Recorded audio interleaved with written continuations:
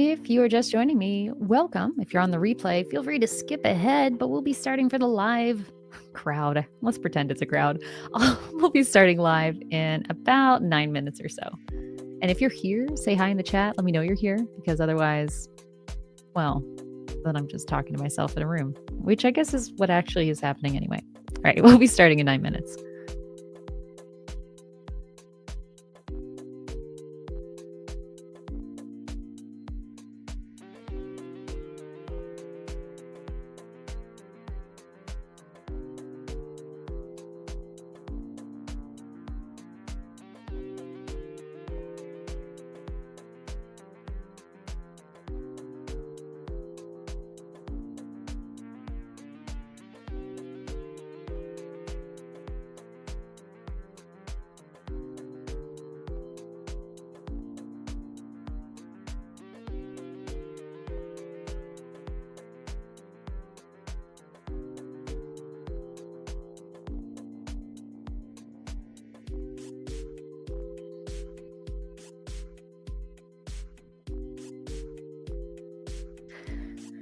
If you're watching on the replay, skip ahead. This isn't really that fun, but if you're here live, follow Charlie's example and say hi. Let me know where you're listening from. Let me know that you're here. And if you haven't already, feel free to submit a question for today. We have a form that we emailed out this morning, or the chat, it's right there. Happy to answer any questions that are on your mind.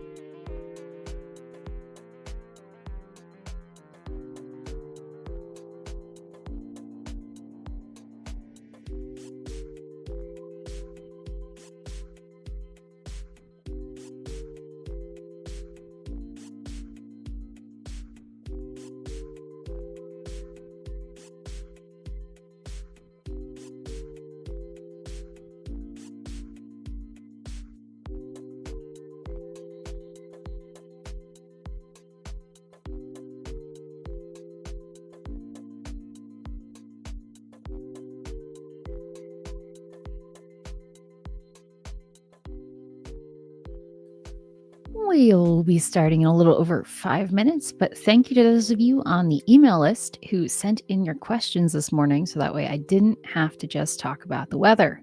That is not a fun thing to do. But if you're not on the email list and you're like, how do I ask a question? You can use the chat here or just get on the email list. So that way we can make sure your question is prioritized for the next AMA, which is happening on a date I don't remember. We'll be starting in about 5 minutes.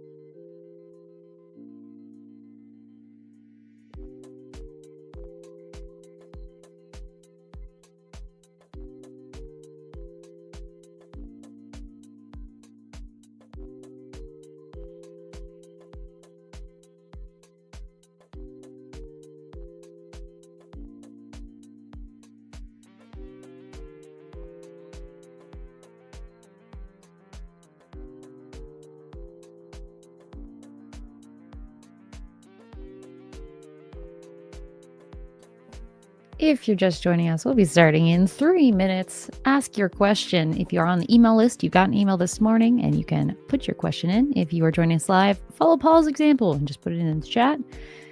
I can't find half the books that I thought I had on my bookshelf, Paul, so looking forward to answering yours from memory, which always serves me so well. We'll be starting in about 2.5 minutes, folks.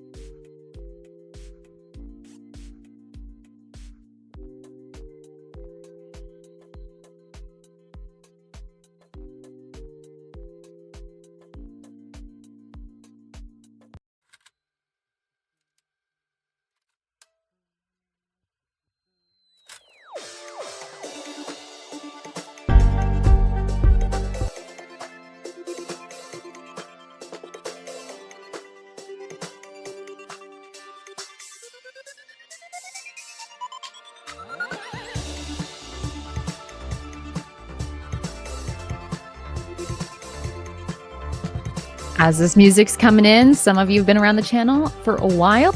Be a bit of a throwback. But here we are, back for another live Q&A, AMA, whatever you want to call it, thank you for joining me. This is a casual channel, or I'm doing great. Casual video here on the channel where I'm just answering listener questions, comments, and things that have come in from the email list over the previous months. I'm hoping you can see and hear okay by this point, because if you couldn't, you probably would have spoken up earlier. But give me a little peace of mind here and let me know in the comments that you are with me, that you're able to see what we got going on here. We have a bunch of listener questions that have queued up that have come in from the email list this morning. If you're not on my email list, get on it. If you are, you received an email about an hour ago. So if you want to get your question answered, that would be a great way to jump front in line. But I mean, I don't think I need any more intro. It's a Q&A. So let's get into it. First question of the day. Da-da-da. Have you worked with construction companies before? If so, are there potential issues with rolling out a new system or process to the foremen and laborers? And another.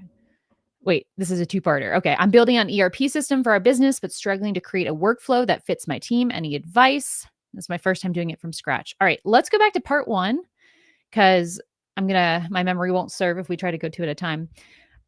Yes. So just a little bit of backstory for those who don't know. I am married to a contractor. And so when I started this whole thing, before I even started this thing, I was helping him as the office manager in his construction company, carpentry. So a little bit different than general construction, but still kind of the same gist. From there, went into virtual assistant land, and my niche was contractors. So custom home builders, roofers, plumbers, you name it. I was in kind of a slightly earlier in my journey phase at that point, but that was kind of where the roots came from. And then we've expanded over time into more industries. So that's kind of my backstory. When it comes to issues rolling out systems to foremen and laborers, the biggest challenge we have is the actual physical environment. When we're dealing with especially smaller contracting shops, which is where I was working in, you've got 50 people max. Um, you don't always have the level of connectivity that you might need. So maybe the foreman has a tablet, maybe the sales guys have an iPad, but the general laborers don't. And by nature of their work, their hands are messy, their internet connection is unstable, and they're not going to be able to get information to and from them as easily as a computer worker. So these days with process driven, we mainly work with folks who are connected on the internet. So with construction companies, we're working with their office management team or their sales guys who are connected via an iPad, just because it is a lot easier to influence those behaviors. When it comes to rolling out new systems or processes to people who are in the field of any kind, I know we have another question about a cleaning company coming up soon. It is possible, but when it comes to system building for that demographic, what we tend to be looking for are things like checklists, things like a site board that you have in one room of the house where you have the full hit list for the day, punch list for the day. We've got labels for our toolboxes. We've got laminated cards for the cleaners to say, here's the 15 things you need to do before you finish cleaning this house, and so on. So are there challenges? Yes. Is it possible? Yes. It's just a little bit different in format than what we typically do just because of the nature of the work. But part 2 is about rolling out an ERP. So enterprise resource planning tool, kind of an all-in-one, let's manage our business flow system, can work really well. I mean, with construction companies at the sizes that I have worked at, it's not fiscally responsible to set up these kinds of systems because they require a lot of maintenance and oversight. So I can't share a lot of tips for that kind of setup. What we've mainly done is use off the box software where we're customizing it, or customizable platforms where we're building inside it. So Smart Suite, for example. Advice, what I can say would be keep it simple. Keep in mind that you've got 2 or 3 very different user groups, and oftentimes the best system is the one that, dare I say it, but is the one that is working best for the day laborers, for the people on the ground, for the tradesmen. Maybe it's because I'm married to a tradesman, but I feel like a lot of times I see systems consultants come into contracting companies, and what they end up building is kind of like what I talk about on the YouTube channel. It's online-based, computer-oriented thinking. And when you're working in a world with a mouse, it's just the way you can do things and what is easy is a lot different. So I would just say work bottom up. That's my general philosophy, but especially with trades, work with the guys on the field, work with the gals in the welding office, in the welding shop, and actually like talk to them about what would work best for them. Because especially living, vicariously through my husband, he's worked at quite a few places that try to do systems or SOPs. And a lot of the time, my examples of what not to do come from what he has done or has seen in his job, because it's done wrong far more often than it's done right. So I know I don't really have a great advice for you there. Paul says, I'm curious what you think of various books on the subjects of process, delegation, etc. EOS, E-Myth. Okay, yeah. So I really hoped I had more on my bookshelf, Paul, when I saw this come in. I grabbed a few because these are things that I've mentioned on the channel before, and I will just hold these up. I'm so sorry my camera's blurry. And yes, I thrifted some of these books, but this is probably the best technical book, I still think, on this subject. If you are someone who is an operations consultant, a process consultant, service design doing is my absolute favorite. If you're trying to get into this professionally, that is the book to treat as gospel. These other books, which kind of fall into the category of what you've described, I mean, I think I have a lot of respect for them. Let me say that first. Like this book here, Scaling Up, absolutely love it. Traction, less so, but yeah, it's fine. There's a lot of good concepts in them.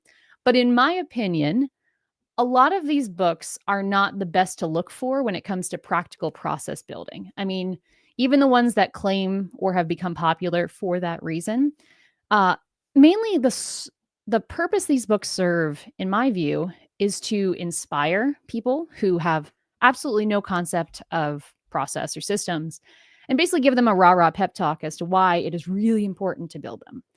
And I think that is important. I couldn't do that. That's why I kind of gave up on trying to persuade people. My channel's for people who know it's important. But if you were actually looking to systemize your business, I don't think there is a lot of practical stuff in these books, in my opinion. By nature of, having to be limited to a certain number of pages, and also because of the year and timing that many of these were created and popularized, I find that EOS and Scaling Up, to me, they kind of all fall into that kind of leadership philosophy category. They'll tell you how to run a business really well, macro level. But in these books, and again, I don't have traction here, it's somewhere in my house. In these books, what you'll commonly see is that each section has kind of citations of where to dig deeper. And I think that is the best use of these kinds of books is you're reading through Scaling Up, you get to the cash section, you hear it mentioned cash flow story, and you're like, oh, cash flow story, I should go look into that more. What I love these books for is that they give you almost like a syllabus, a curriculum of here's all the things you should know to be good at what you're trying to do. And then it kind of gives you areas to double click into deeper. And my great criticism, it's not that radical. I think they would agree. I don't know. Someone ask them, let me know. But Scaling Up, Traction, all those in that category, they all kind of stop when it gets to the practical application of process. I've been saying this for years. You've probably heard me say it here, that one of my goals for process driven is that eventually in, Rockefeller Habits 4.0, few decades from now, maybe, that process driven can be cited as an additional resource, an area to double click on when it comes to the process stuff. Because a lot of these books, their recommendations are create a chart of all the things your team does in a PDF or in a spreadsheet. And that's about where it stops. Or they'll say, like, what is it? Make your queen bee roll and decide what's important to you and make sure everything else is not on your plate. And that's so true. But what you really need to realize that is more than a PDF worksheet, more than a file you're going to collect dust in Google Drive. And I think, based on nothing other than my opinion, the reason these books don't get into that is because they don't have time. And by nature of being a book, they can't really talk about technology and software in the same way that we can. They might have their coaching certification programs. Let me actually read this through. They have coaches and certification programs you can go through where oftentimes those coaches are given discretion of what kind of tools they would like to implement or work with. Sometimes they're forced into a proprietary tool. But that's really not the best interest, in my opinion, of most small businesses where we have tools we already use. What we need to do is connect these theories, kind of boil them down into practical realities and rules and rituals, and put those rituals inside the tools we already use, not a proprietary startup or proprietary software they created just for their application, their methodology. And not something that was decided back in 1995 and continued to be recommended today. I think a great example of this is actually the 4-Hour Work Week, which I only recently read. I know it's taboo to admit in online business, but I've been making a habit now of trying to read some of the classics that I've heard on so many podcasts that I was like, oh God, I don't want to read the book itself.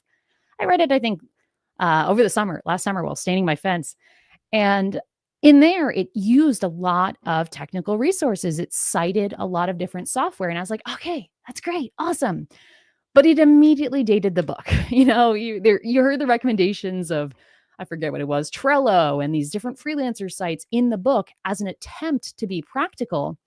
And it made the book feel less relevant today. So I think that's why these OG, business books that have stood the test of time purposely don't do that. But our teams kind of need more. Would you write a book focused on the practical? I mean, my point of view is when I know what I want to say, definitely. But right now, my book has been our course, and I've written it 6 times. So Process-Driven Foundations, for those who don't know, is where I basically put everything that I've discovered to be true It's a living and breathing book. I even call it the book internally. And Foundations is something I have rewritten, refilmed, republished, completely redone just about every 12 to 18 months, sometimes less, sometimes more, since basically the business started in some ways. I think the first edition was 2020, 2021, something like that. And Sarah, who's in the chat, we are working on version 6 right now. And my thought is what we're calling V6 is the book internally because I'm trying to get all of the details right. Like absolutely everything that you need to know for the practical guide, I'm going to create it. But whether I publish it in a book format, I don't know. I think the challenge, I kind of, the 4-hour work week piece really comes up to me. And I think if I were to ever do that, I would really want to come up with a way to use technology, to use links, to use whatever, to basically create a book that changes over time. So until I can figure out what that would look like, it's not a top priority. But I've had a few people ask me that recently. So maybe it's a sign I should consider. Next question. And sorry if I miss anything on the chat. Mariah will pull it up here if I'm missing anything. But I own a cleaning company and only my VA and I work in the office. Okay, another field team. I'm 51 and find the computer side challenging. Is Foundations applicable to me? So yeah, not like, yeah, it's applicable to you, but yeah, this is a good question. I think this is very common, especially with small businesses who have been around a while. If you're just not as tech fluent or you work in a space where you don't need to work on a computer all day, you're not going to have the sharpest skills on that. Makes perfect sense. Is Foundations applicable to you? What we teach in Foundations is my philosophy. I shouldn't say the whole team, our philosophy and best practices around running a systemized and process-driven team. But I will say the focus, most of the examples, most of the templates, most of the practical applications use examples of folks who are connected with their team through an internet connection. And I think that's something that we haven't done the best of job communicating because technically our principles, much like the principles in our favorite books, our principles are universal. They apply in the contracting company. That's where my background was. But even though they apply there, they don't like kick ass there. They're not 5x their value there. Where they really kick ass is for remote teams, where you've got even more challenge to stay systemized. It's way harder than if you were in person. So could it work for you? Yes, but I don't know if it would be the top choice. I would say if you are looking to organize the office component, then yes. If you're looking to organize your folks on the ground, it'll give you frameworks and concepts, but a lot of the practical stuff I'm teaching, you will have to translate to the in-person world because my bias and our default consumer of that course or book, as we call it, is going to be someone who's connected through an internet connection in some way. So they don't get to see their people every day and their communication is different because of it. So hopefully that makes sense. I'm happy to talk through your specific situation. By the way, if you email us, our email is on our website, processdriven.co. Head over there. And if anyone here is like, is this going to apply to me for any of our things? Send us your life story. And I joke about that, but it's happened before. Just send us what's going on. What's the struggle? What's working for you? What's not working for you? And my team, there's 4 of us, or 4 core of us. And we are all trained to just go through your situation and give you an honest take as to what will or will not help. A lot of the times it's no, take consumer free content. But if we can help you, happy to do so. Shabby, yes. Shabby. How can I convince my team we need processes? Everybody tells me we already know what to do. Why do we need to write it down? Is there a video I can share to convince them? Yes. And I totally don't remember the name of it. But Mariah's in the background and she's pretty quick, so maybe she will think of it for me. But we did a live stream, I want to say last fall, this previous fall, inspired by a member question who was struggling with a similar issue. She had been setting up, in her case, ClickUp. She had a lot of pieces in place. She was out of the office for a while. When she came back, nothing she had set up was really used. And we created this video on the channel for her, kind of telling the story of why, even though your team doesn't think they need it, why it actually could be really helpful. We'll hunt down that link somewhere here. But until we can, I will give you a TLDR summary of what my point of view is. You already know what you need to know, but you today is not you tomorrow. You could have COVID tomorrow, and then all of a sudden brain fog prevents you from knowing what you think you know. You could also just forget, which happens all the time. You also have a hard time communicating with other people because you know what you need to do, but does your neighbor, as in your neighbor in the cubicle next to you? Um, One of the challenges I see with this attitude and where this usually stems from is because you have highly competent people who are acting as individual contributors. They're each badass in their own way. That's like the word of the day for this live stream. Badass in their own way. They're so good at what they do. And they're good at what they do because they're relying on themselves. They tend to work in a culture where everyone is treated as individuals. You come together for a team meeting, but that's about it. There's not a lot of interdependence or interworking outside of meetings because everyone knows what they need to do.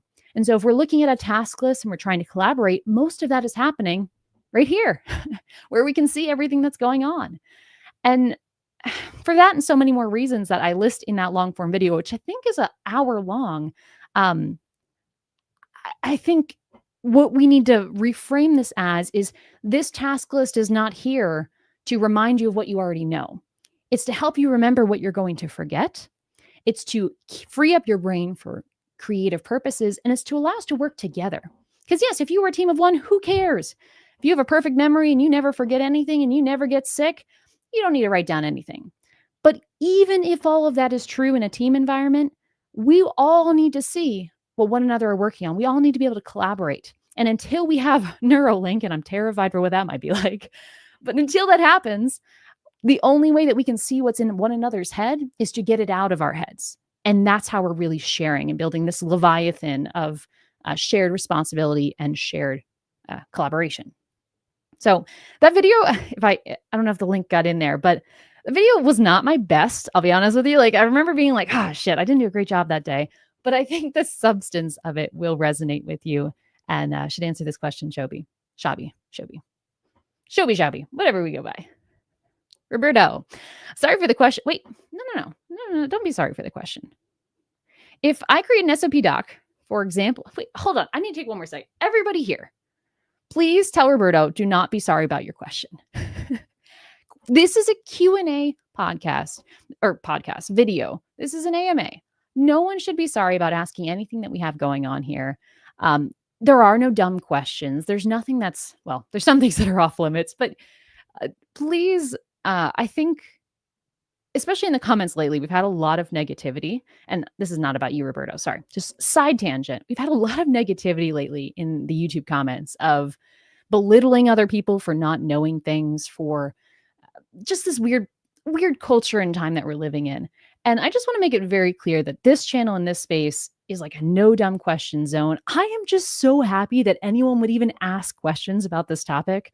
One of the questions we have pulled up for later on, which we can hit on right now before I go into this, Roberto, is all the trolls lately who are like bickering over my videos in the comments. We had a huge flood of them. So one of the things I want to say to them, which impacts what we're talking about with Roberto here, is I don't care if you have a bad attitude about my videos or you think they're stupid or talk too much or talk too little or too fast, too slow, whatever. I'm just so happy that people care enough about business process to know what it is enough to argue about it. Like, whoa, this is like being a math teacher and having kids argue about algebra after class. Like, these are champagne problems. So no dumb questions, no apologies ever needed. And with that, sorry, let's get into Roberto's question here. Which, here it is. Okay, if I create an SOP doc, for example, for my tasks, wouldn't that make me more replaceable? Because now anyone can do what I do. Oh, okay, this is so good. So let me rephrase this for anyone who's trying to like, wait, what does that mean? Picture yourself as a team member. You're on a team of 5. Right now, you are the only one that knows how to, let's say, set up the website.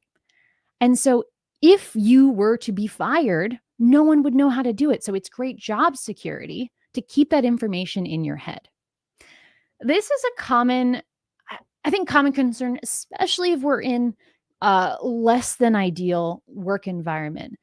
And I don't want to say it's not justified. I'm sure there are companies out there that would view this as some kind of factor in a hiring or firing decision. But how do I put this? We want to be replaceable. Sounds terrible to say. We want to be replaceable because if the only reason you are staying at your company is keeping you, is because you know something that the rest of them don't, and you are being incentivized from all approaches to hoard information as a safeguard for job security, that's probably not the company you want to work in. That's not a place where you're going to grow because growth professionally, in my view, comes from the sharing of ideas and learning and teaching and being exposed to new concepts and new processes in the business, especially if you're early in your career and you're trying to get exposure to a lot of concepts. So if you were in a team where you have to hoard information for job security, it's probably a shitty team. In my opinion. But let's say that's not the case. Let's say it's not a shitty team, but it just feels like this is the case. Um, but you'd like to change it perhaps. A mindset I like to have is aiming for replaceability because at the end of the day, if you want to be sick or want to be sick, if you ever get sick, if you ever go on vacation, you need to be replaceable to not be considered shitty at your job. If you are the only one that knows how to work on the website, and you go on a 4-week vacation, either you go and the whole team is mad at you because something terrible happens while you're gone because the website crashes, or you don't go because you're afraid about this thing that only you know how to do is going to break while you're gone, or you go and you're getting interrupted the entire vacation with questions about this important thing only you know. I don't believe as humans we should be irreplaceable components of our business. Now, founders, myself, like there's this kind of weird nuance, weird little dance we play there, but we can talk more about that later. When it comes to general team member, if you are irreplaceable, there's something functionally wrong with the team. You are a cog. You are just a piece that needs to click a certain button that only you know. And that's not a business. That is a prison cell. So I think as we're thinking about our careers and we're trying to get job security, I think job security comes from confidence and competence.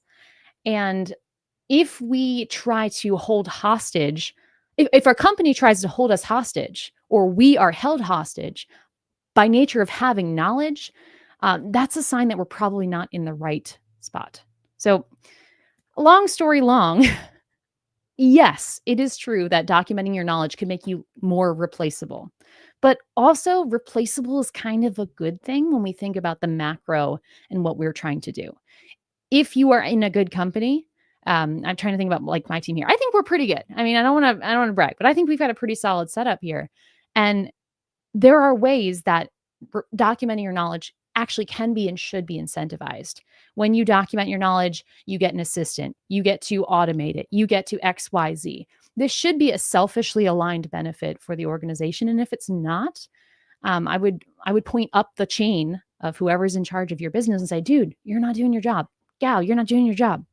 And so on. So just my opinion. I'm happy to dive into any of that, but now I'm probably just rambling a little bit too much. And I just want to highlight this. Yes, don't be sorry. Never be sorry about this kind of stuff. Your boss should be sorry in that application. Okay, next question from an email list. What is the correct relationship between a CRM, so a client relationship manager, and a task management system like ClickUp? Good question. Who was it recently? I saw a question pop up. I want to say with a promotional products company inside the membership. Not exactly sure if that was a specific example, but they had a similar challenge where they're like, hey, we've got Printavo here where we're managing our orders. We've got QuickBooks here where we're managing our billing. How do these systems talk together? My point of view, which is what you're getting if you're watching the stream, is that your task management system, this thing here, whatever you use to manage tasks or what I would call work management system, should be the grand central station for your business. It's the one source of truth that when you log in, you go to this one spot, it tells you everything that needs to happen in the day. Inside Grand Central Station, you have different trains you can get on. You've got different off-ramps, different links, if you will, that take you to systems like this one, the CRM. I actually have a video that I think went out already about me trying to build out a CEO CRM, which is a mouthful. Basically a CRM system to help me keep in touch with like my professional network. And what I show in that video is exactly the connection between these two. Basically, I use my CRM to track all of the data that I have. In this case, touch points, or the people themselves. And my task management system, which is my grand central station, my one source of truth, I go in here to know when to check this. Okay. So, kind of like if you replace CRM with Photoshop or QuickBooks, same kind of thing. My task management system will say every Monday, go in and check all invoices. Where do I go? I go to QuickBooks to check the invoices. My task management system might say follow up with all leads. It'll then link to my CRM that'll show me which leads to follow up with. So treat CRMs, in my view, as a database, a store of information, and treat your task management system as your one source of truth for what actions you need to take. Also, just want to shout out some of the really supportive messages in the chat going to one another. Thank you for that. I love to see that. Need some more positivity in the world right now. All right, moving on. Any other questions today? Ophir asks, how do I make the relevant process map templates and other resources available to my team in context? Good question. And I'm glad this came up right after. That task management system, the reason I like to call it a work management system instead is because work management is, I think, a better term to describe what we're doing. We're not just saying, go take out the trash. But inside our work management system, like ClickUp, Notion, Coda, SmartSuite, Smartsheet, Reich, so on and so forth, we can put this information. So my preferred approach, if your tool allows it, is to use relationships to backlink and link things together. Obsidian users, I'm speaking your love language here, right? We want to link together information. So when I go to take out the trash and I see that task, there's a little hyperlink or a relationship that I can click on that shows me where the trash can is, and another one that shows me how to take out the trash, and another one that shows me the process for taking out the trash. Okay, that might be a little bit of a funny example, but that's how I like to keep it in context. Use your tasks as your prompts for action. And when prompting action, give the context there by linking, not retyping, not recreating, but linking or using whatever your tool has. One of the questions that is not lined up for today, but I'm going to put it here because my team has asked this a lot and I want to give them an easy timestamp to reference. Why do we not recommend tools like Asana at Process Driven? Is because you can't do this very well. Asana has very simple features, which is very appealing to some people, but having real linking connections between things without like clunkiness, it's very challenging in Asana. It's very challenging in Microsoft Planner to do. It's very challenging in other similarly simple tools. There's not a lot of bells and whistles I think your work management software must have, and God forbid there's so many that they really shouldn't have. But relationships and the ability to have two-way links between information, something that I think became most popular by the tool Notion, that I view to be pretty much essential for any small team in 2025 and beyond. So hope that helps, Afir. And another one. We are project management, or I think it's project management firm in construction and take clients from project brief to facility delivery. Should I start to map out the entire project? Should I start with some templates? Where should I start? Ooh, good question. I got a comment yesterday. I think I do see all your comments, by the way, even the mean ones. I see them all. I wake up in the morning and I'm like, oh, well, you're an asshole sometimes. And then I post them on LinkedIn. But anyway, not you, Afir. So when it comes to this, where do I start with building a business system? The comment that came up yesterday was asking this exact same thing, which is why I'm glad you asked here so we can officially answer it. When it comes to building systems, the first place I like to focus is what's causing the biggest pain. So rather than doing a full process map, which is what traditional approaches would have you do, if there is an obvious pain point, I like to start there. So oftentimes, if we're talking about project management through a big construction project, maybe it's change orders. Change order management is the giant pain in the ass. In that case, let's take just that component and process map it. What is the flow from, hey, we realize we need a change order. Sorry, I always do it backwards. Realize we need a change order to change order approved or denied or whatever, closed out. What is that process? And I would focus on just mapping that, which is something you should be able to do in 10 to 20 minutes. Then figure out what will fix that. A common example might be adding a form, automating it, defining a better way of approving things, a better check and balance. That is my preferred approach. Sometimes the solution to this mini focus is templates. Sometimes it's not, but my focus would be a mini process map on just the painful part. If you are in the rare instance where you're like, gosh, it's all so good, what could possibly be the pain point? First of all, pat yourself on the back. That's very good. But in that case, then maybe yes, zoom out to a full process map of what the whole process is. And if you're still not sure from that where the big challenges are, that's when you could have stakeholders come in. And by that, I just mean people involved. Get them in a room. And I bet if there's no power influence in the room, you will hear people bitch about what's wrong in that process again and again and again. And you'll walk away with, 500 things on your to-do list. So if you want to learn more about that, since you are a technical person in this space, this goes back to that book I recommended earlier. This is really great. Service design is its own kind of subgenre of process mapping, but I find it to be very powerful. And that would be one that you need to check out if you really want to dive deeper into that, or if you have any challenges around the mapping side of things. Okay, let's go on. How to systemize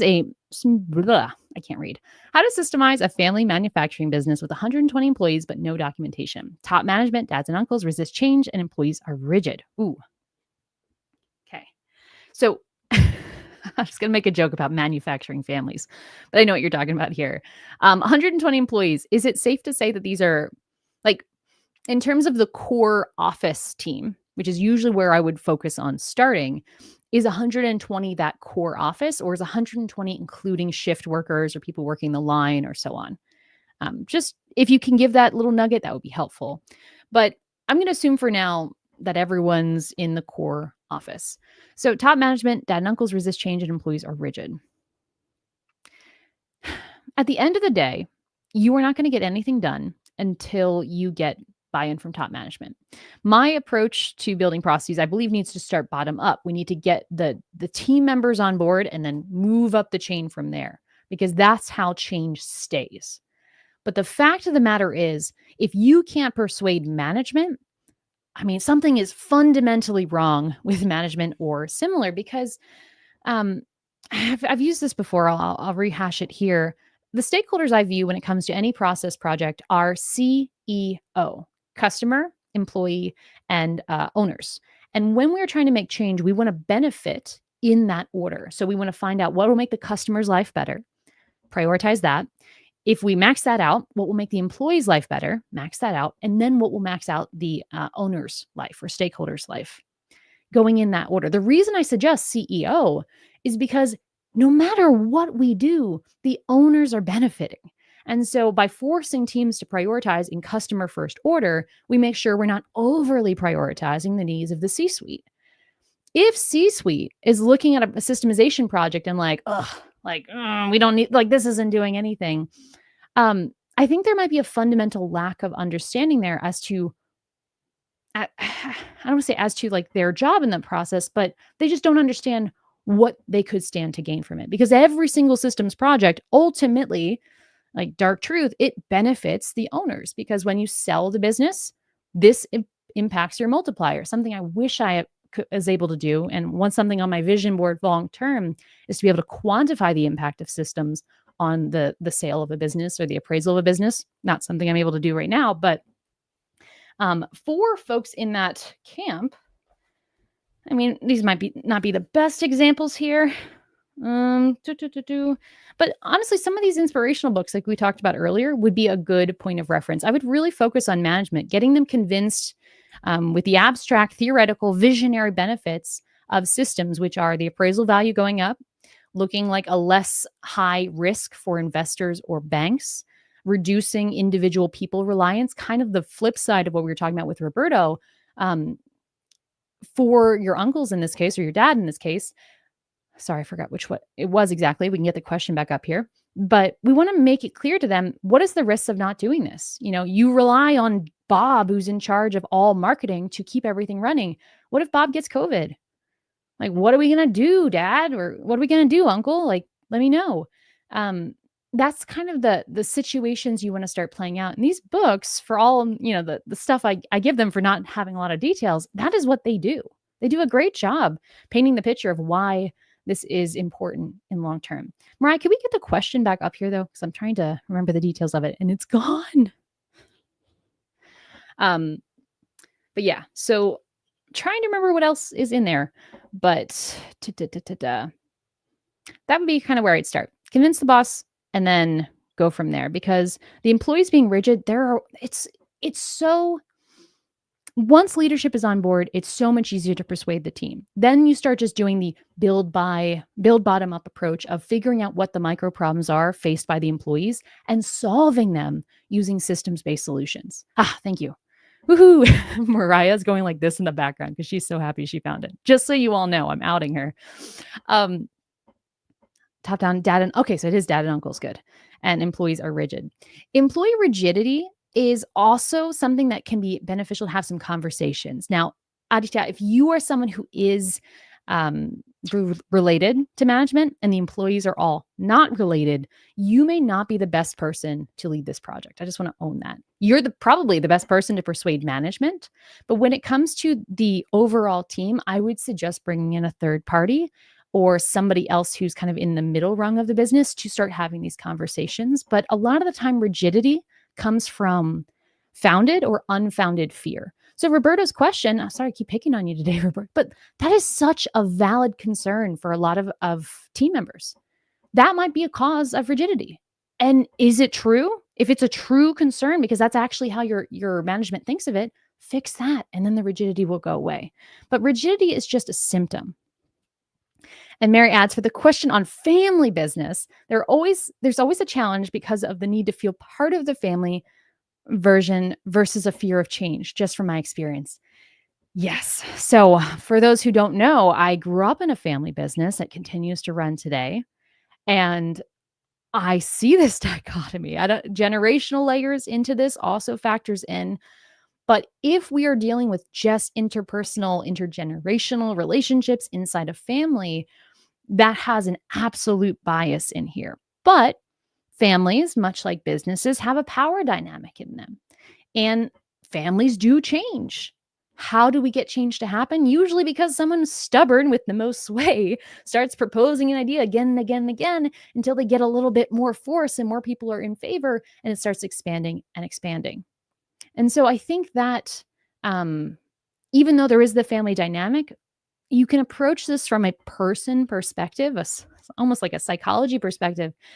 Get the heads of state, get the management on board, and then start from the bottom and work up from there. But really focusing on that senior leadership is where you need to get the buy-in first. I wouldn't worry too much about the employee rigidity at this phase. That won't be a problem if we can get these other areas sorted. Championing Asana for my org.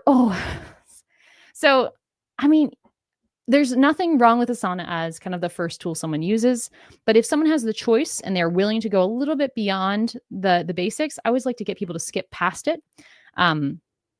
Most people I know, when they're getting into task management, they start with something like Asana, a glorified to-do list, and then they grow up from there. They start going further. And Asana works great for so many organizations. It's shocked me how many large companies end up using Asana for their business. We just add a link field as a standard cross link and are automation heavy as a business. That might be the clunkiness. Yes, that is the clunkiness I'm referring to. So when I'm talking about linking, when I'm talking about linking and relationships, the functionality I really aim for is actually what you see inside of SmartSuite. And I know it's a newcomer on the block. Not a lot of people are familiar with this tool, but what SmartSuite does that I think every tool in this space needs to copy, but maybe don't copy, but like learn from, is SmartSuite's approach to linking is more like Obsidian. So you connect something and it's connected in both directions. And then you can use math and reporting and summaries based on that connection. So for example, if I had lunch and I had 14 different recipes for lunch, I could connect these together and then report on how many different lunch options do I have? How many different lunch options do I have that I've eaten in the last 30 days? How many lunch options do I have that start with an L? This kind of connection, two-way relationships with the ability to report and quantify based on them is incredibly powerful. And need I remind you that none of this requires automations?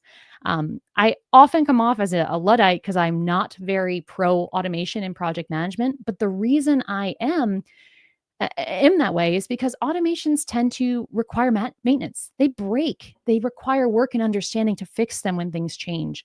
And if at all possible, I love to see a system where people can just use a formula, use a field that's there, and not need to go messing around with automations just to do basic things, which is what I consider this to be. So, no shit on Asana. It's led us for a long time, but I think it needs to get an upgrade.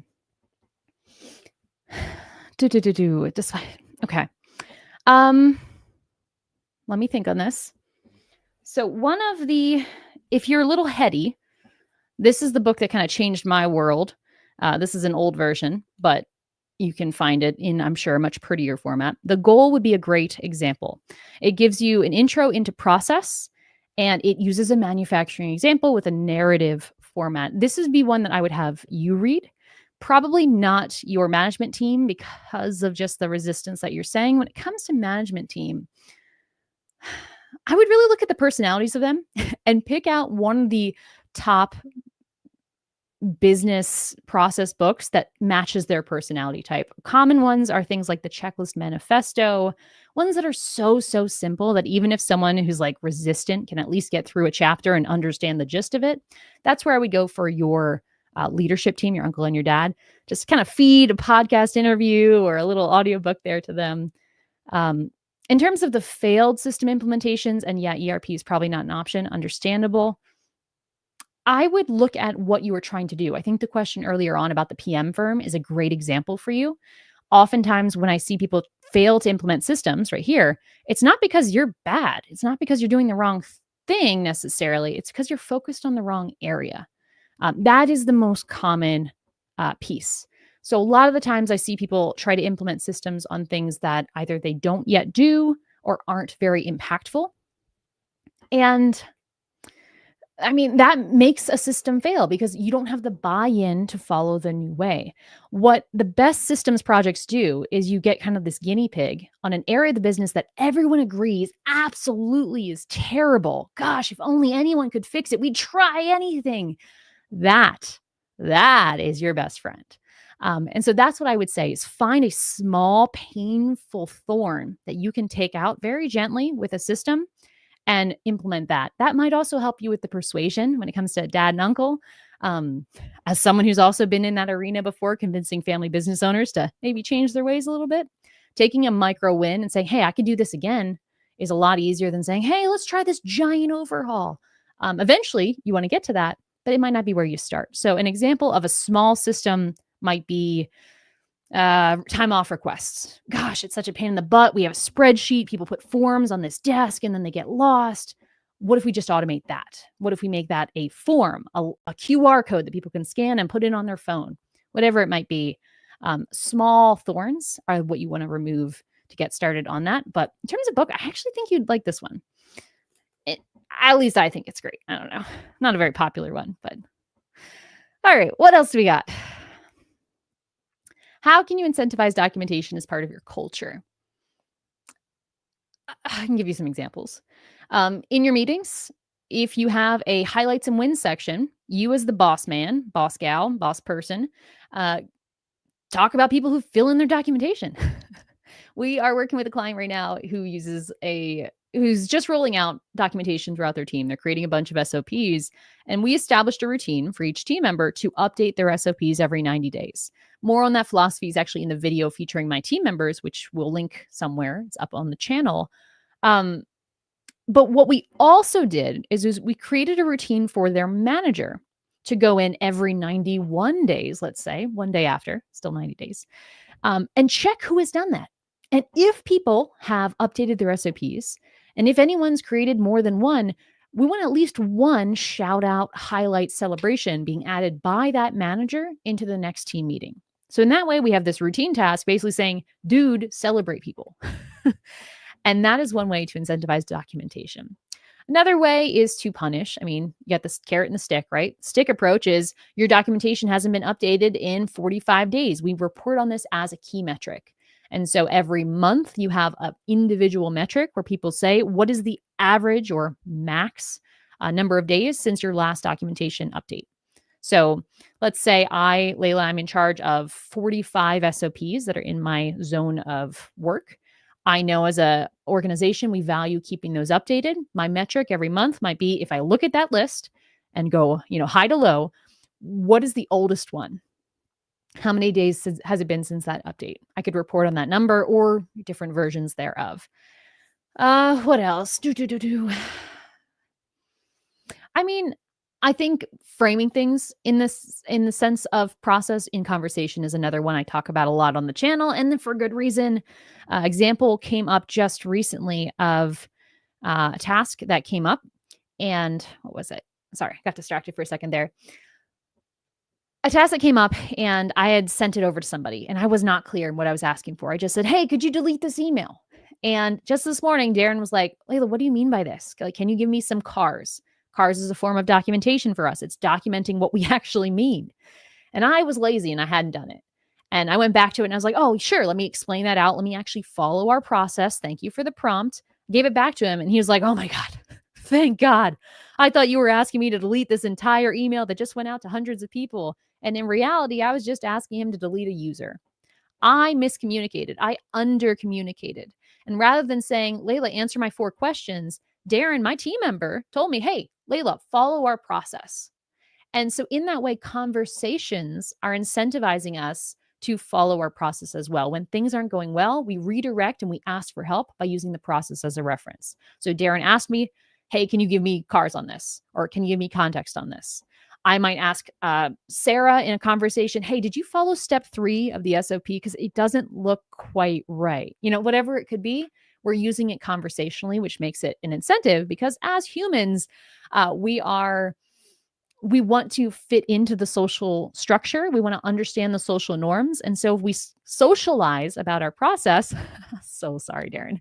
If we socialize about our process, we are making it more relevant and important in the minds of our team. Can you briefly describe CARs or define CARs? Yes. And we've got a video either out or about to come out breaking this down in more detail. Context, attempts, request, and stakes. This is the 4-part framework I actually created when I hired my husband, I want to say 5 years ago. I hired him originally to help with emails. And he's like, "Oh my God, Layla, I'm a carpenter. I know I'm helping you out here while we're moving to a new state, but like, how do I write emails that are good enough to answer these customer support requests?" And I told him, I was like, "All right, well, let me just look at my emails and figure out how I do it, make a framework for it." And all those years ago, it's now stuck around. And CARS stands for those 4 components. So context is what is happening. Attempts is what have I tried already. Request is what am I asking you to do specifically. And stakes is what happens if you don't help me. Why does this matter? In other words, in some cases at process driven, we actually add an additional S, which is spice. Because we've found that sometimes people get into this like robot mode of here are the components. And sometimes it's nice to add a little spice, add a little fun, add a little sass into that. Juan asks, "I would like to know the major problems you face with process interactions, for instance, facilities and manufacturing and or other processes. Tell me what you mean by process interactions."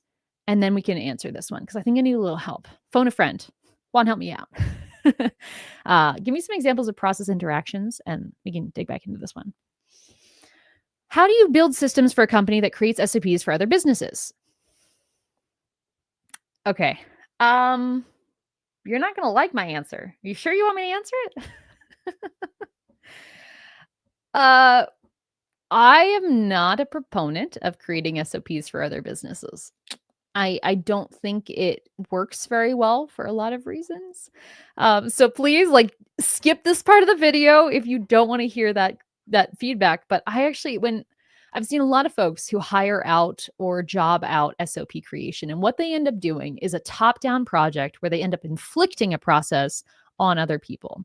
At best, their SOPs reflect how people actually do it, but create it for them. At worst, they inflict how they think people do it and inflict it on them. And in both cases, what you end up are SOPs that feel like applications as opposed to what they should feel like, which is tools by the people for the people. I am a strong believer And again, I'm sorry for saying this, but see, like now I'm sorry. We're all sorry today. I'm a strong believer in SOPs being tools for the employee. And so if I am creating an SOP for how to answer support tickets, because I am in charge of the team that answers support tickets, I should be creating that SOP in collaboration and edited by, created with the people who are also working on this. And so, in terms of creating process for that, is that the original question? Can I get that back up here? Um, how do you build systems for? You build systems the same way you build them for anyone else. Same kind of process. But in terms of the actual, how do I get SOPs from other people to me?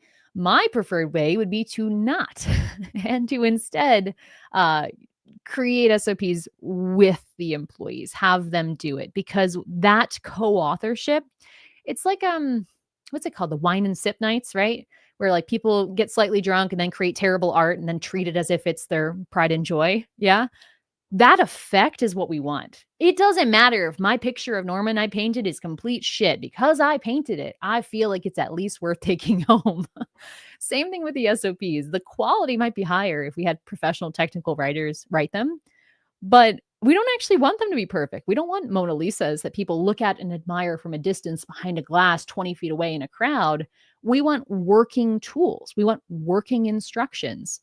And we want people to edit them when they're wrong, right? And all of that is aided by having people have buy-in, by actually helping create them in the first place. The only time I'm really proponent for technical writers is when, no offense to technical writers, but my preferred use of that kind of skill set is for external documents where you're making how-to documents for the public. Then yes, a little bit of finesse would certainly help. But for SOPs, I just like to keep them internal, a little messy, and buy-in for you because it just solves so many challenges later on with adoption. If you have any specific questions about systems, let me know though. Sorry to be such a buzzkill there. Charlie, do you have any experience with Six Sigma approach to things? No, not really. My school is the school of hard knocks and common sense. That's my main degree that gives me credibility in this arena. And I understand there's definitely some similarities. I've learned enough about Six Sigma to appreciate the differences. I do like, in general, a lot of components of their philosophy, but I'm not trained in it. It's not something I've studied, in part because I think we're serving very different avatars in some way. But no, not a lot of experience where I can give you a play-by-play breakdown. But common sense, bro. It's universal for a reason, right? Even though in my pointed out, common sense is not common. I'm using it euphemistically here, so fine. Starting with the creating employee training video last weekend. Woohoo! Congratulations, responder. I have a small landscape company, and the features you showed with SmartSuite seems like the best. Do you agree? I think SmartSuite's a great tool. I think it is solid. I think whether it's the best tool for you depends on what you've got going on. But generally speaking, if I hear a business that's doing the same thing again and again, and they have one process that apply to many different things, and you're looking to basically make a digital assembly line, I mean, that's my go-to choice right now for anything with that level of structure, which generally speaking, not knowing a lot about what you're doing, sounds like it could be a fit. If you're doing fully bespoke landscapes where you're working with a luxury estate and everything's different every time, then you could probably open up to more options that would be equally valid, but I don't think you're going to go wrong with SmartSuite. How good is ClickUp IA? I do not know what IA is. If it's AI, not impressed. I wouldn't pay for it. This is funny when people ask, like, are you sponsored by ClickUp? I'm like, have you seen my videos? Any other questions? I signed up for foundations and I'm interested. Oh, yay. Congratulations. Or congratulations to us. I can't wait to work with you. Foundations is like our book. So I'm so glad you're signing up to read the book, to implement it. We've got the boot camp coming up on March 6th and 7th. If anyone's curious, where I'm going to be implementing it with folks live, step by step. So I'm psyched for that. It's going to be so fun. I'm really interested to know if you're going to cover the following topics in ClickUp: CRM, ticketing system, inventory, and SOPs. So in Foundations version 6, which is what you'll be getting if you just signed up and you're joining us for the bootcamp, I'll be guiding you live through all of the setup stuff. Our main focus will be first on task management, nailing that. Then we'll move on to data management.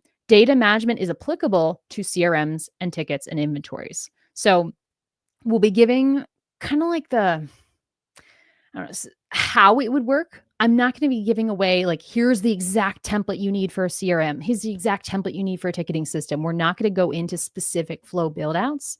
We'll be doing a general build out, general knowledge documentation build out, and then show you what expansion could look like. But because we are limited to 2 intense days, we're not going to go into specific bonus applications. I anticipate that we'll have like some Q&A time where I can go into some deep dive individual answers.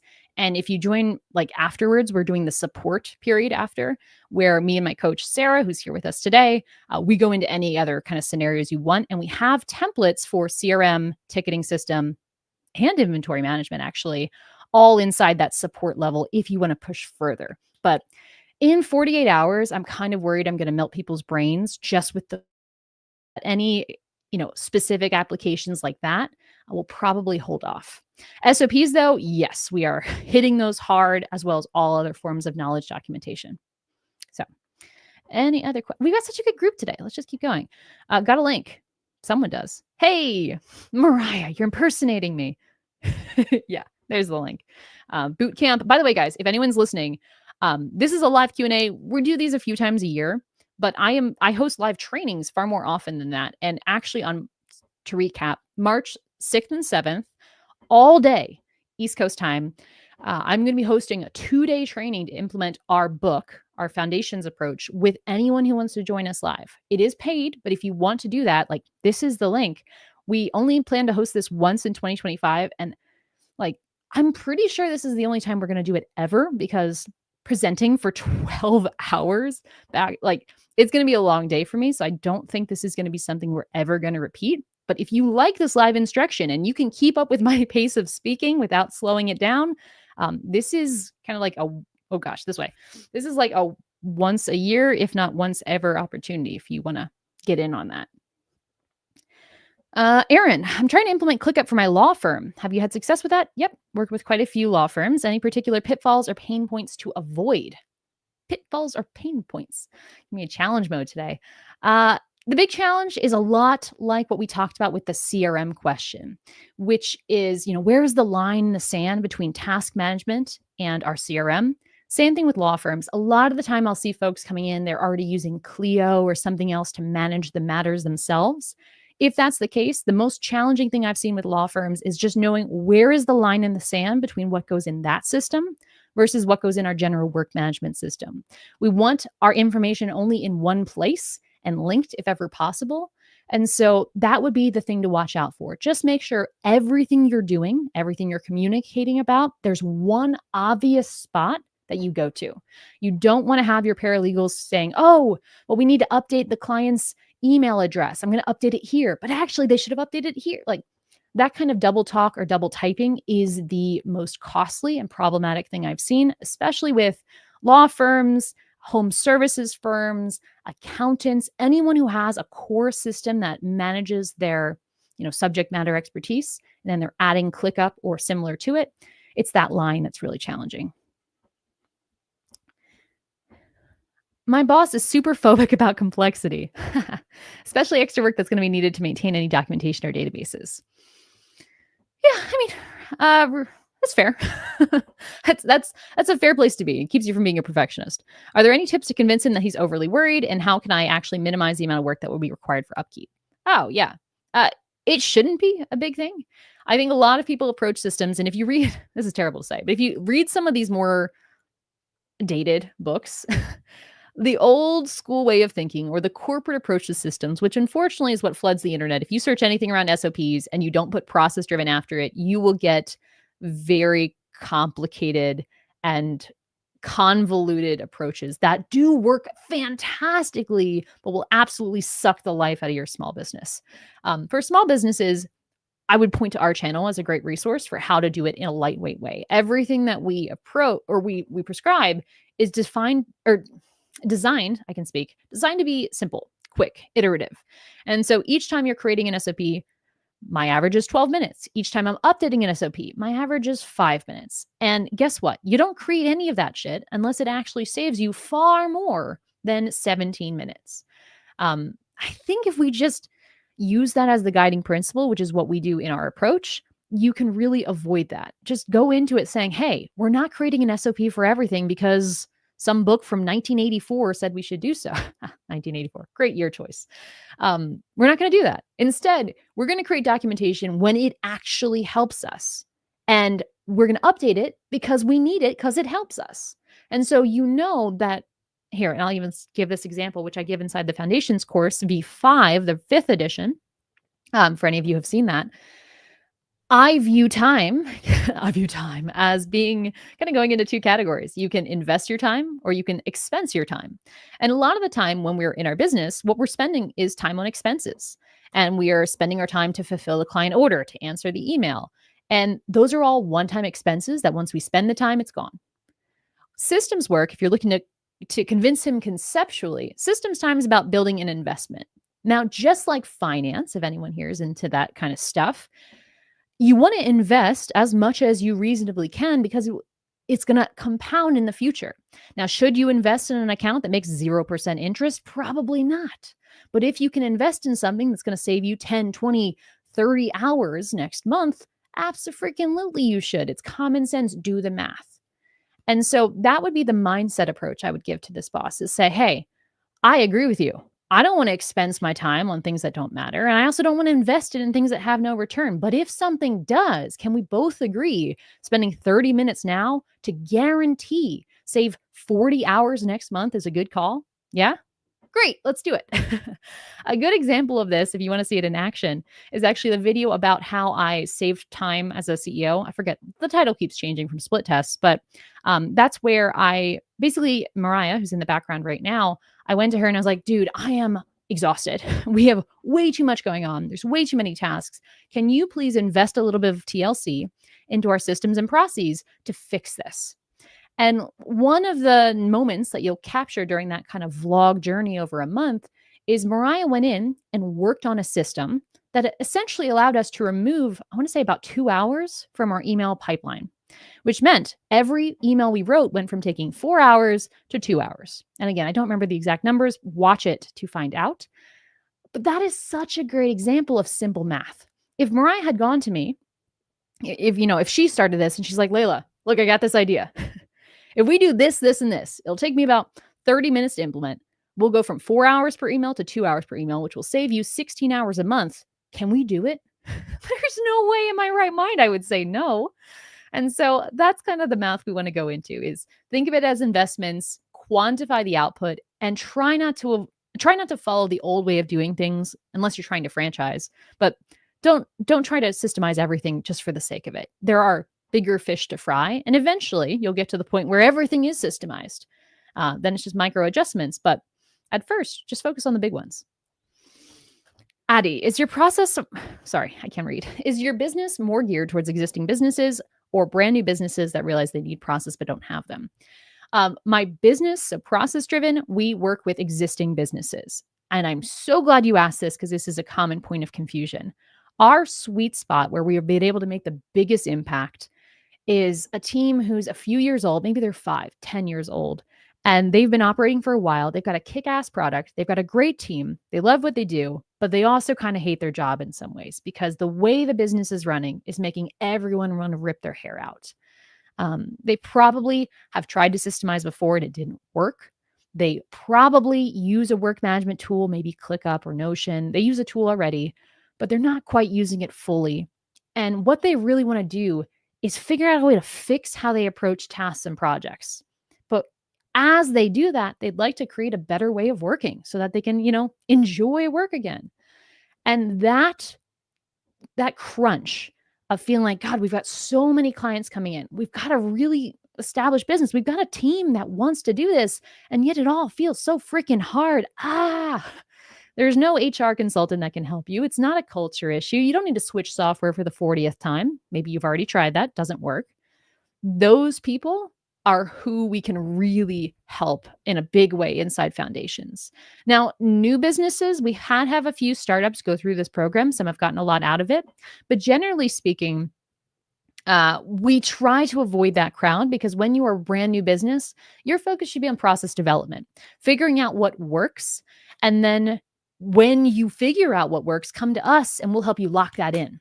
Process work is about locking in, making success repeatable. And if you don't know what's successful, and when you're in experimentation mode, there's really no point in doing that yet, right? You don't want to make rigidity in an experiment. You want to test hypothesis.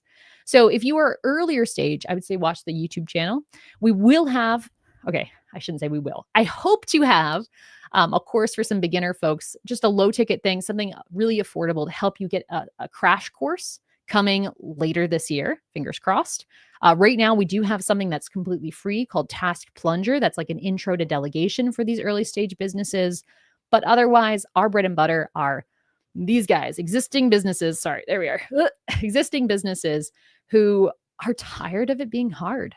10 years in business, 20 years in business, 30 multi-generational businesses.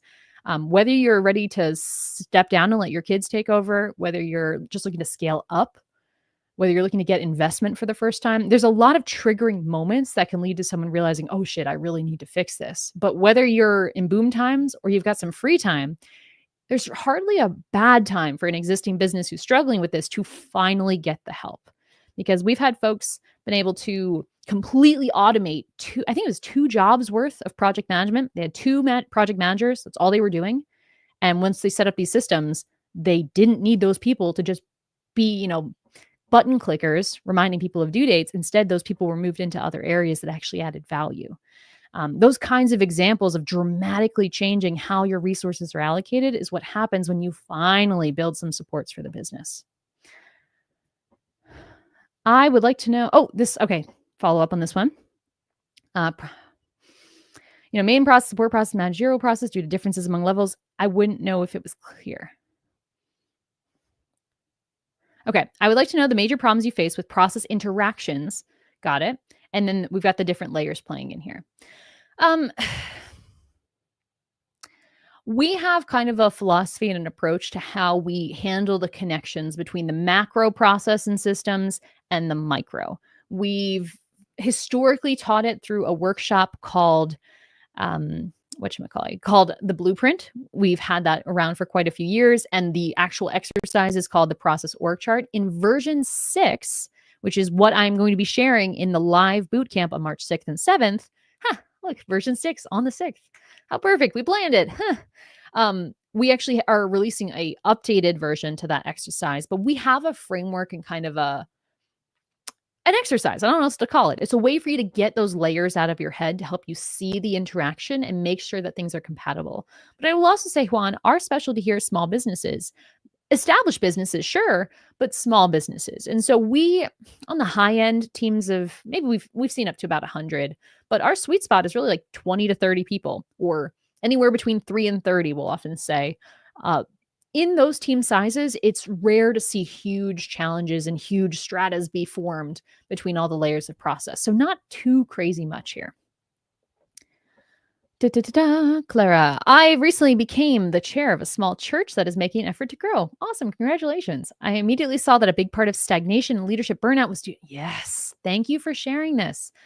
We talked earlier about ways to motivate leadership. That is a great one. Burnout. Have you ever worked with churches or nonprofits that don't have traditional products and employees? Any advice? Yes. I do not know the percentage off the top of my head. Sarah might. I know she's here. But yeah, we have a healthy, off the top of my head, I would guess 5 to 10%, might be a little bit more than that. Nonprofits, churches, universities, non-traditional organizations that go through foundations. As much as I said, our approach is really focused on people connected through the internet. It doesn't have a strong opinion around business model, industry, or for-profit or non-for-profit status. We've seen a lot of folks on both sides. In terms of advice, it's the same principles. It's the same principles. You will have the challenges if you are in person. You will have the same challenges what we talked about with the contractors earlier. Especially if you're balancing with volunteers, you may also struggle with the churn there. The one thing I would just say for nonprofits or churches is because you tend to have leadership or your board or your advisors, they tend to change over time because they tend to be volunteer positions. For you, documentation and having a set system that people can access when they're in that position and lose access to when they're not has a lot of value because you have implied turnover by the duration of board seats or about the number of for the number of years that the person is in a given position. There's not a lot of special exceptions that come to mind for me when it comes to churches that wouldn't also be faced by any other organization in that size group. So I would say, once again, start with a thing that actually hurts, keep it simple.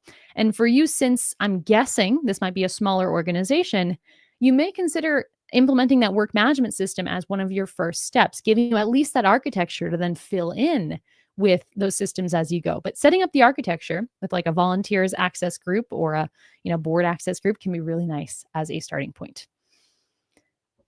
Task Plunger. Yes. Yeah, it's a very simple. So I will say, if you're like a seasoned manager, you're gonna be like, yeah, obviously. But Task Plunger was created, as the name implies, if you feel like you have tasks just flooding and overflowing and clogging your pipes of productivity, you need to plunge them, right? So we created a little mini course called Task Plunger. It's free. We can put the link in the chat. It's on our website too at processdriven.co. And it's basically like a 5-day email course. So you get an email each day. I think it's 5 days at least. And each day gives you a different thing to do to get closer and closer to delegating for the first time, how to think about it, how to approach it, which tasks to do. It's simple, but for folks who are like, oh my God, how do I ever get help? Fantastic starting point and stuff I wish I would have known earlier. And it's free. So like, come on, what else you got to do? Andre, have you implemented with financial planning firms?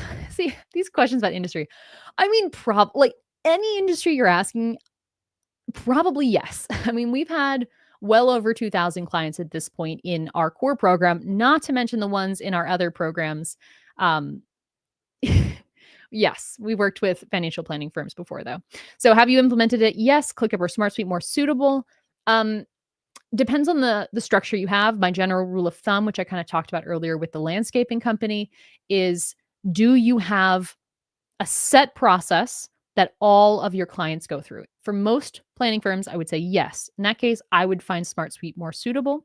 If you have a lot of variation, if you work with 4 ultra VIP financial clients, then ClickUp might be a little bit more suitable. The big difference between the two of them, I could go through the full list, but the huge difference between them is around the rigidity of the hierarchies. And so I usually use rigidity of your service as the main deciding point. If you answer that question, you're like, it could go either way, then I would watch my video on the channel about ClickUp versus SmartSuite. It's a little old, but don't hold it against me. I'm not refilming it because there's nothing that's changed. Yes, the interfaces look a bit different, but the functionalities and the comparison I give in that video have remained unchanged. And that would be where I go. And look, I'm finally reading the rest of the message. Small group of client families maintained over 3 years with regular repeating meetings. Probably SmartSuite then. But watch that video if you want a play-by-play of some of the other variables to consider. But give it a try. Like, you can use our link. Hey, use our link, try it out. And if you're like, oh yeah, this is pretty nice, it's probably the right choice for you. The only time I would kind of overrule the logical choice is if you have an emotional reaction. Sometimes people, they'll try one of these tools and like, oh God, so many clicks, can't stand it. And then that can also sway you. But it sounds like you might be on the SmartSuite train just based on that, if those are your final two. Oh man, we're going long today. Why not? This is fun. What are your thoughts on how to best do an intervention? Oh man. Actually, Tabs, my thoughts are Task Plunger. It doesn't handle the mindset as much, but it's the tactics, right? The tactics of getting started for delegation. Mindset wise, I think Bonnie Christine, as an online creator, I've recently watched one of her talks from Craft and Commerce a few years ago. She has a good little like pep talk about why you should stop doing everything. You can find it online. So Bonnie Christine, Craft and Commerce, I want to say it was 2023, but I actually don't remember. Shout out to Craft and Commerce, by the way, best conference in the orbit for creators.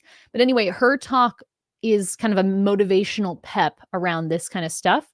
that might be, if you're looking for the mindset side, that kind of concept would be what I'd hit on. Practically though, Task Plunger would be a great framework. And you can, check it out. It's free. Yeah, right? I know. It's going to be 2 6-hour days. And you know what? I think it's going to go by like that. I am so excited for it. Can I recommend any resources to educate myself in this space so I can help those in my community? I'm always asked for help. Well, it depends on what you're looking for resources for. If there's a specific thing, let me know. Like if there's a topic, you're like, I'm looking for resources for blah, let me know. We can narrow it down. I gave some book recommendations at the beginning. That would be a good start if you're looking to look into this stuff. If you're talking about recommending process-driven stuff, our YouTube channel is what I always ask. If you guys haven't noticed, we are sitting like strangely close to 100,000 subscribers. I'm watching it tick up and I'm like, oh shit, this is happening. And so if you can share the channel with a friend, that would be a huge help, a huge support. We also have a ton of free resources. So processdriven.co/hub, HUB, has all of our YouTube videos, all of our free resources, our newsletter, like all of our stuff for free is on that one page. So if anyone is like bargain hunting or just getting into this world and you want to give them a sampler platter, that page is a nice place to send them. And it helps us as well because like views on this video make a huge, huge help. And yeah, hoping to get that silver play button this year. Woohoo! Which for those who don't know is when you hit 100,000 subscribers on YouTube, they send you a little plaque. So this is crazy. I honestly thought, and I've said this to my YouTube, the person who does our thumbnails, our YouTube guru, shout out Josh. I was talking to him the other week and I was like, dude, we're going to hit 100K soon. Like, I don't know what we're doing anymore. Like, I thought we'd cap out at like 40,000. Who knew there was more than 40,000 people who gave a shit about process, let alone could tolerate me talking about them. And he's like, well, Layla, you got to start thinking bigger. And I'm still working on that, but it's kind of surreal to me still. In my head, we're still at like $5,000 or 5,000 subscribers. I remember those days. And I actually looked at the chart. I'm going to share it on LinkedIn soon. I took a screenshot. But if you look at our growth chart, actually, here, you can see this. Here. No, there. Okay. Hopefully you can hear me. If you look at our screenshot, this is what our growth looked like. And then this. And then it's just like this. And it's just kind of hard to see here. It's up here. It's a bit absurd. So I think we got more subscribers in the last month than we did in the first like 2 years, which is crazy. So a little surreal. What do you think about Notion? I think Notion's a good tool. A little too flexible for my like on work management. I think it's too loosey-goosey. It makes it very hard to use as a team. They're trying to make that different, so maybe they will.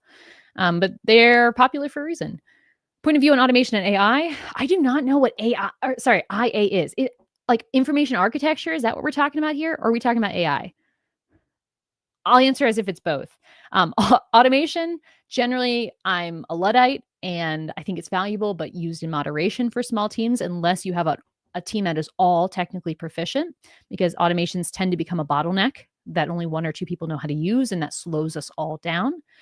Information architecture, if that's what we're talking about, super important. It's one of the things that implicitly we teach inside of our program when it comes to structuring your data and tasks. It is so important to do it properly, and part of why most implementations fail. AI, there we are. When it comes to AI, I think it's super helpful, but I don't think it's at the point right now where it can be run autonomously. I think it's a lot like automations where it becomes a bottleneck in and of itself, where you have to focus it on very specific use cases to make it very simple, or train a few people in using it. So it's kind of like all advanced tools in the business. Yes, you could have a custom developed WordPress plugin that you own and you create for your membership, but if you do that, you're the only one that can maintain it. So do you want to sign up for that? Maybe you should just go with Kajabi. The same kind of math applies, in my view, to automations and AI. That said, for the boot camp, I know I'm keep talking about this because I'm so excited. That's where my whole day is being spent after this. For the boot camp on the 6th and 7th, we are giving away some AI bots. So I'm hoping to set up some pickaxe ones, and we will be giving away to the participants bots to help work through certain specific process challenges. Do I think AI is perfect? No, but can it help you refine an SOP draft, create job descriptions, And what's the other one we have? We've got SOPs, job descriptions, and one other one I can't remember, but we've got at least 3 bots that participants will be able to use throughout the day to speed up their process. And I'm psyched. I think it'll be a huge help, especially to those of us who might be perfectionists and struggle with that. How can I systemize a business if clients own my schedule? Change your business. That's terrible. No, that's not true. I was on a panel the other day and we were talking about building systems. And one thing I pointed out is that a lot of the times, the best way to build systems is to actually change your business model. And that is true. If you are doing fully bespoke projects, you will never be as systemized as someone who's selling a productized offer. And unless there's a really good argument, you probably should productize as well if systemization is what you're optimizing for. Otherwise, though, for the rest of that question is how can I shoot? What else was it? Can we bring it back? Please help me. Sorry, Creston. I'm so distracted by your wonderful question that I wanted to answer that I lost track of what I was actually saying. Mariah's lost. None of us can remember. Okay, what the hell was I talking about? I swear it was something. Okay. She'll find it eventually. She's dying of she's dying of embarrassment in the background. She'll find it. Let's move on and I'll remember that thought eventually. Kristen, will Ion stay the same? I'd be in a better position to join when I finish the education season. Yeah, so here's the plan actually, Kristen. And this is the first time we're going to be announcing it in a video format. It's going out to the Ions as we get into it. So Ion's our membership. We're actually going to be expanding it a little bit. So we're going to be incorporating in some more support options. I'm sorry, Mariah's still laughing in the background. I can't believe we lost that question. That's so funny. Our membership will stay the same. We're going to expand it a little bit to have some more support options baked into it. So that way, if people go through foundations and then join Ion, they still have the option for additional hand-holding. In other words, historically, the Ion, when we launched the membership, it was intended to be, when you finish foundations and you're done with it, go here. And one of the things we've found is that sometimes people will join before foundations and sometimes people will join when they're in foundations. And there's questions about the curriculum that the peer-only format of Ion kind of limits them. And so moving forward, it'll probably be announced in the next month or so. Ion is going to get an additional feature of a support forum, basically, where Ions have access to our coaching team, which right now is Sarah and myself. It's pretty small, where you can get additional help on subject matter questions like the ones that you see here. We're not planning on too much crazy additional stuff at this point. Yeah. Be cautious of the automations, man. We've all been there. Hey, oh my gosh. Thank goodness. I totally remember what you're talking about now. The question is back. Woo, woo. I wish I had some, air gun sounds like I put on. Very low key live. If clients pretty much own your schedule, you can still systemize, but systemize the stuff that is not related to when the meetings happen. That's it. So time blocking might not be your favorite thing, but how you do everything other than the time of day can be systemized in the same way that everyone else can. If there's a specific question of like, oh, how do I do this? Let me know. Creston, it will not be denied. Although we do not yet have an Asana forum inside of Ion, but if you bribe Darren with some chocolate or something, we could probably hook you up. We've got a lot of ex-Asana users though, so sorry. Yuri asks, what is the role of the team leader when we talk about systemization? Lack of systemization is their fault? Team lead? No, by default, no. By default, lack of systemization is the fault of the founding team or the C-suite, the leadership team. Ultimately, they are the ones with the natural incentive to systemize. By just laws of human behavior, owners should be in a position where they're like, oh my gosh, I can raise the value of this asset I'm building by systemizing. Of course, I'm going to do that. And if they don't follow through on that good intention, it's really their fault. Once systemization is pushed forward, though, let's say leadership is like Aditya from earlier, uncle and dad get on board. They're like, hell yeah, we need systems. And they start rolling it out. At that point, there may be a transition where leadership starts to give out mandates, OKRs, objectives to leadership teams. And we say, hey, sales team, division lead here, you are in charge of making sure your team is systemized. And when that accountability is set, when that expectation is set, that responsibility is set and accepted by the team leader, then yes, responsibility starts to shift downward in the organization.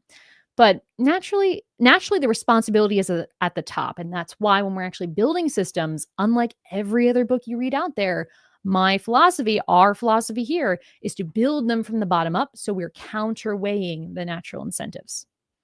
So this is a comment we've been getting a lot lately. Love you guys who feel the need to chime in. The reason I'm not using a lot of technical terms in my content is one, because that's not how I speak naturally, and I'm just myself.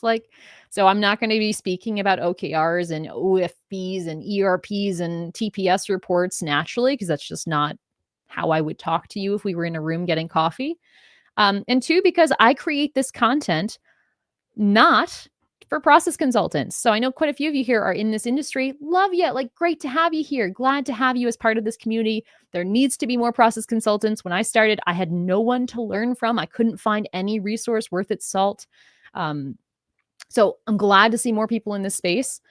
But this channel is not for process consultants. We have a lot of them here because there are no other resources. But what this channel is for the small business. It's for the small business with 25 employees who runs a promotional product company and a laser engraving shop in Wisconsin, who's struggling with adding the daughter into the business who's going to take it over and can't keep track of what orders are happening and how tasks are actually work. And they're frustrated, and they don't need to have a BPMN course in order to move forward the business. They need to figure out, how the hell do I get Johnny to actually do his task on time? That's who I'm working with. That's who I'm talking to.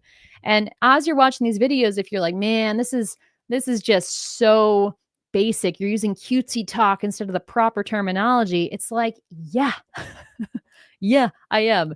And if you want to get the technical terms, go take an MBA and you can spend $100,000 to learn what was true 25 years ago. But for the rest of us who are working in a small business and need practical tips for how to get started today, that's what I'm trying to get in here. And yeah, cutesy talk, humor, all these dumb jokes, it's my personality. And it's also just a way to make sure you don't fall asleep on this boring topic, which I don't think is boring, for the record. But either way, haters aside or whatever, I'm just glad people care enough about this to argue about it. But my goodness, calm down, go hug a tree. I love the passion, but misdirected. Go do something useful with that energy, man. Anything else? Tabs says, I'd love to join and learn from foundations, but I'm running my company myself. No team. What do you recommend? If you plan to stay with no team, hold off, Tabs. I talked about it a little earlier, but we're hoping to release something a little bit more beginner, not to say beginner, but small team, pre-team, early stage. We're going to create a course for that demographic. I think later this year. It might be 2026, but I think it'll be later.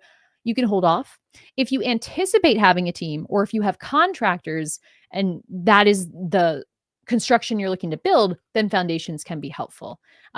This is the only live bootcamp we're hosting. So if that is gosh, I need to do it live, that's the only way I will ever finish this, then it could be a reason to jump now. But otherwise, I would hold off. Our focus is on communicating in a team environment. And so a lot of the stuff we teach you would just skip over at this point, which might be less than effective use of your time. Okay, I got some comments saying don't change the content. Good. Well, I appreciate that. It seems to be working, so I don't know. Just the more real it gets, it seems. So, all right, is that everything? I know we've been going on for an hour and a half now. Mariah, I'm reading her lips. She said, let me see. Yes, I have refined my lip reading skills here. I think that's all the big ones. I'll do these two while she waits. These are two questions I actually put in here. I planted them, yes. What I'm working on right now, just for those of you who are curious, is on the boot camp. So we've got some swag and surprise orders coming in and different things for this live rendition.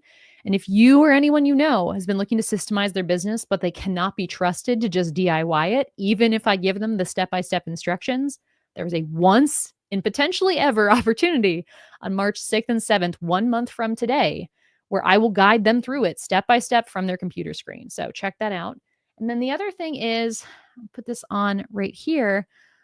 Something I'm trying to solve right now. I want to put this out on this live stream because I think if I talk about it more, it will magically solve itself.